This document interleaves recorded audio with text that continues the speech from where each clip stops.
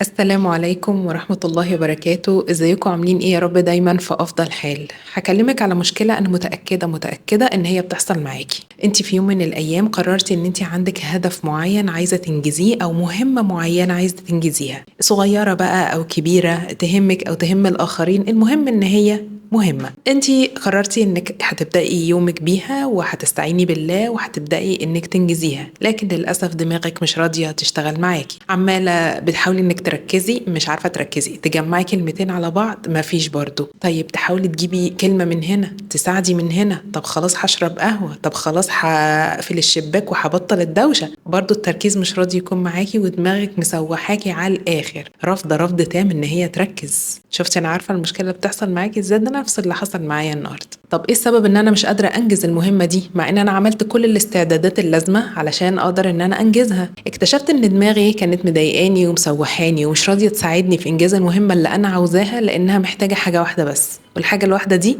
هي اللي احنا هنتكلم عليها النهاردة. اكتشفت كده بعد شوية احباط محترمين ان انا ما جهزتش لليوم اللي قبله وما عملتش روتين للنهاردة هعمل فيه ايه. كنت بس مركزة على ان هعمل مهمة واحدة بس، وبقيت اليوم ما فكرتش فيه ولا رتبت له اي حاجة. المفروض ان مثلا النهاردة انا خارجة مع الاولاد واحتمال نشتري شوية حاجات، فانا مش عارفة، مش محضرة مثلا انا هشتري ايه، انا هروح فين، مش محضرة كمان الاولاد هيتغدوا ايه، لما اروح بقى هعمل ايه غدا، ولا هم هياكلوا ايه الحاجات الموجودة عندي وايه الحاجات اللي محتاجة اشتريها. محتاجة ان انا اتصل بالدكتور علشان ااكد ميعاد الحجز بتاعي، محتاجة كمان ان انا ااكد على الدراي كلين ان هم يجيبوا لي المكوى النهاردة لانهم بقالهم كذا يوم بيأجلوني. يعني عمالة بحاول ان انا احتفظ بالكلام ده كله، عمالة ان انا احاول افتكر الكلام ده كله، وانا مطلوب مني ان انا اركز في مهمة تانية المفروض هي مهمة، يعني عايزة انجزها الاول وبعدين اشوف الحاجات دي. دماغنا يا جماعة، الدماغ محتاج روتين، الدماغ بيحب الروتين. خلينا نفصص كده الكلمتين دول عن بعض ونفهم بالظبط ليه دماغنا بيحب الروتين. الروتين معناه النظام، معناه الهدوء النفسي، معناه الاستقرار، معناه مواجهة التشتت اللي احنا عايشين فيه واحنا غرقانين وبنعوم فيه ليل نهار حرفيا. احنا عندنا دلوقتي حاجات كتيرة جدا بنفكر فيها، وحاجات كتيرة جدا عايزين نعملها، وحاجات كتيرة جدا بنفكر فيها في الماضي.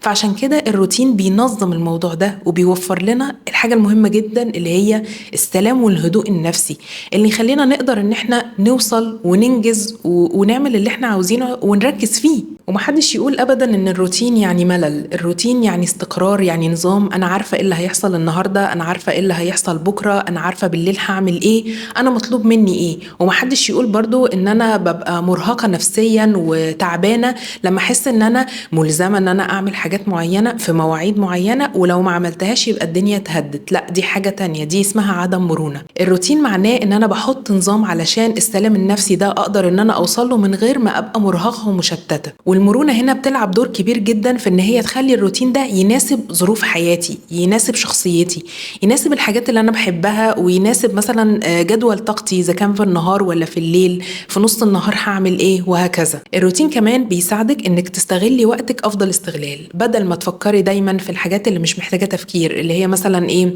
هلبس ايه النهارده، او هلبس ايه بكره، او هغسل ايه النهارده، او هنضف ايه النهارده. بتبقى انت عامله لنفسك روتين، او هاكل ايه النهارده. كمان الموضوع ده بياخد مننا حيز في التفكير رهيب جدا، بنفكر فيه وبيضيع وقتنا، وللاسف الوقت والطاقه دي بنبقى احنا محتاجينها في الحاجات اللي ليها علاقه اكتر بالابداع، بالمستقبل، بالتخطيط، بقضاء الوقت مع الناس اللي بنحبهم. الحاجات دي كلها بتبقى محتاجه مننا ان احنا نكون عندنا ذهن صافي وسلام وهدوء كده، علشان احنا مجدولين كل حاجه ليها ميعادها على حسب طبعا ما يناسبنا. الروتين كمان هيساعدك انك تحققي التوازن الذهني. احنا كأمهات وكستات محتاجين التوازن ده جدا جدا في حياتنا، لان احنا مشدودين من كل جهة. الروتين كمان بيساعدك انك توصلي لحالة التوازن الذهني. التوازن الذهني يعني احنا عندنا وقت للشغل، وقت للراحة، وقت للمتعة. مش معنى ان احنا مثلا عندنا شغل كتير او انجازات كتير ان احنا ما نريحش، ما احنا لو ما ريحناش على فكرة مش هنقدر ان احنا ننجز. لو احنا ما عملناش حاجة بمتعة ممكن الحاجات تفقد بريقها بعد شوية ويجي لنا ملل منها ونبطلها خالص. لكن انا بحط لنفسي زي نقط ثبات كده في اليوم. مثلا على سبيل المثال كده، ان انا بقرأ اذكار الصباح بعد ما اصلي الفجر، زي ان انا بقضي اول ساعة من يومي الصبح من غير موبايل، زي ان انا بقضي اخر ساعة قبل ما انام في ان انا اقرأ اعمل مثلا سكين كير، ابدا احضر لليوم اللي بعده هيحصل فيه ايه. خلي بالك ان النقط الثبات دي بتحطك في مود اسمه التركيز التلقائي، وخلي دايما النقطة او الجملة دي محطوطة قدامك، التركيز التلقائي. تخيلي ان انت تلقائيا تلاقي نفسك مركزة، يعني حاجة بجد احنا محتاجينها جدا. ان انت تحطي لنفسك نقط الثبات دي هتساعدك ان انت في حاجات كتيرة جدا مش هتضطري ان انت تركزي فيها لانك متعودة عليها. نفترض مثلا ان انت دخلتي بيت لأول مرة، واحد صاحبتك مثلا ولا زميلتك في الشغل، هتلاقي نفسك البيت ده له رهبة كده، انت اول مرة تدخلي المكان، في حاجات غريبة اول مرة تشوفيها، الإضاءة بتاعت المكان، الزرع اللي في المكان، فهتلاقي نفسك دماغك مشتتة وعمالة بتفكري في كذا حاجة، ألوان الحيطان تقارني ما بين البيت ده والبيت ده، طب المكان ده أنا لسه مش متعودة عليه، طب إيه اللي هيحصل كمان شوية. فهتلاقي نفسك إيه، المكان اللي له أول مرة تدخلي فيه بيبقى له رهبة كده. لكن تخيلي أنت بتدخلي المكان ده كل مرة زي ما يكون بيتك مثلا، أو المكان بتاع الشغل بتاعك اللي أنت بتدخليه كل يوم. أول يوم أو تاني يوم في الشغل بيبقى فيه رهبة كده، بعد كده الرهبة دي بتبدأ إن هي تروح وبتتعودي على المكان ده كأنه أوضة نومك اللي في البيت. كذلك الحال في الحاجات البسيطة اللي بتتكرر كل يوم، لما نساعد نفسنا ونساعد مخنا ان هو يدخل في حالة التركيز التلقائي، ان هو يركز الطاقة بتاعته في الحاجات اللي محتاجة فعلا الطاقة، محتاجة فعلا التركيز. لكن الحاجات اللي انا حاطه لها روتين دي هيتم انجازها بمنتهى السهولة من غير ما ابذل فيها مجهود وطاقة، هتبقى حاجة كده باي ديفولت. ويمكن ده سر من أسرار الناس الناجحة اللي حواليا أنا وإنتي، في ستات كتير ناجحين وبينجزوا حاجات كتيرة جدا في اليوم بتاعهم، وإحنا بنسأل يا ترى بيجيبوا الوقت ده منين؟ ما عندهم 24 ساعة وإحنا عندنا 24 ساعة. عملوا الحاجة بتاعة التركيز التلقائي، بدأوا إن هم يتعودوا على روتين معين يكرروه كل يوم، بحيث إن هو بقى بيتعمل تلقائي، خلاص مش محتاج مني وقت ومجهود. بدأوا يوفروا وقتهم لحاجات تانية، منهم اللي عملت مشروع خاص، منهم اللي بتروح تتطوع في جمعيات أو في حاجة خيرية ليها علاقة بناس محتاجة أو كده، ومنها اللي بيكون عندها وقت إن هي تروح الجيم وتلعب رياضة، ومنها اللي بتخرج كل يوم مع أصحابها. فخلينا نتعلم المهارة بتاعة التركيز التلقائي دي، لأن بجد إحنا محتاجينها، والروتين هيحققها لنا حقيقي. بعد ما فهمنا الروتين بيقدر يعمل معانا إيه، وحالة التركيز التلقائي اللي إحنا محتاجينها، وليه الروتين أو وضع النقاط الثابتة كده في حياتنا ممكن إن هو يوفر لنا مجهود ويوفر لنا طاقة، خلينا دلوقتي نتكلم على دماغنا شوية. دماغنا يا جماعة ليها مواصفات، واحنا للأسف مش فاهمين مواصفات دماغنا دي بالشكل الكافي، عشان كده ساعات هو بيشتغل ضدنا. وهو الحقيقة ان هو مش بيشتغل ضدنا بالمعنى الحرفي، هو بس بينفذ الوظيفة بتاعته. يعني مثلا في احدث الدراسات اللي سمعتها امبارح بتقول ان الانسان بياخد اكتر من 35 ألف قرار في اليوم، والدراسات اتعملت على ناس كانوا بيختبروا مدى تعاونهم وان هم ناس أسوياء في اول اليوم، وبعدين ياخدوا نفس القراءات بتاعة الناس دي في آخر اليوم، بعد ما يكونوا طبعا اتعرضوا لكل الحاجات اللي بتحصل في الدنيا وكل القرارات اللي هم بيكونوا أخدوها.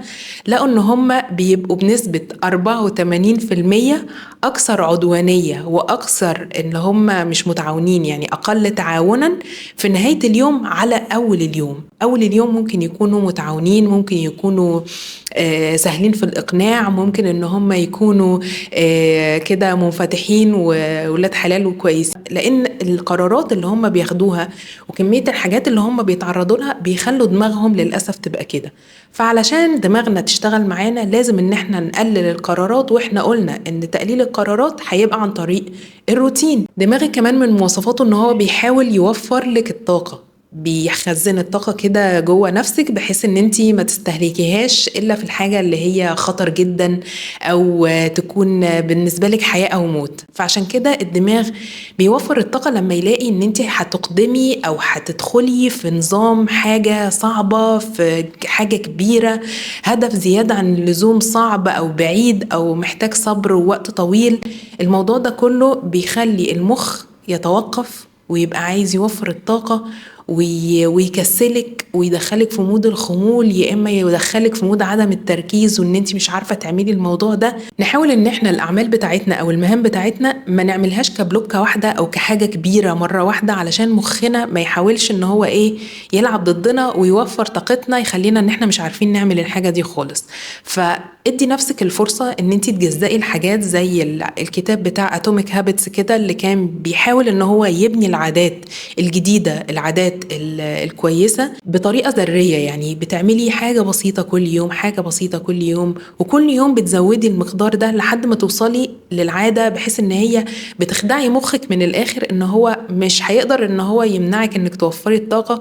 لو مثلا قررتي انك هتمشي دقيقة واحدة النهاردة وتاني يوم هتمشي دقيقتين، مش هيوفر لك الطاقة في كده، لان هو دي حاجة اصلا صغيرة. الخلاصة هنا اللي عايزة اقولك عليها انك لو عايزة تنجزي وتحققي وتخلي مخك شغال معاكي مش ضدك، لازم تديله النظام اللي هو اصلا بيشتغل بيه. المخ بيحب الروتين، خلي العبارة دي دايما في دماغك، المخ بيحب الروتين، اديله النظام اللي يقدر يساعدك بيه علشان بعد كده ما تشتكيش ان هو بيشتغل ضدك. افتكري كويس جدا ان الروتين مش ممل، لان انت اللي هتحطيه باللي يتناسب مع اهدافك واللي بيتناسب مع خططك واللي بيتناسب مع حياتك. افتكري كمان ان الروتين مش حاجة صارمة، لان انت هتكوني مرنة، وكل مرة هتلتزمي فيها وهتنجزي فيها انجاز انت كنتي عايزاه من البداية، هتكافئي نفسك وهتفرحي بنفسك انك فعلا اثبتي نفسك قدام نفسك وما خلفتيش الوعد معاها. هتوصلي لنجاحاتك وانجازاتك عن طريق الروتين، لان ببساطة الروتين هو فن تصميم حياتك، وانت من ابسط حقوقك انك تصممي حياتك بالطريقة اللي تناسبك وبالطريقة اللي تساعدك انك توصلي للحاجة اللي انت عايزاها. هتقدري انك تغيري من نفسك، هتقدري ان انت تحسني من جودة حياتك، هتقدري ان انت تحسني من البيئة اللي حواليكي. كل ده لما تدي لعقلك الفرصة انه يشتغل معاكي. وافتكري كويس جدا ان الروتين هيخلي وقتك ملكك، مش هتفضلي طول الوقت عمالة بتدوري عليه اذا كان هنا ولا هنا وضعف ايه الوقت. اتمنى يكون الفيديو بتاع النهاردة ده عجبكم وفادكم، واشوفكم ان شاء الله في فيديو جديد. شكرا ليكم، سلام عليكم.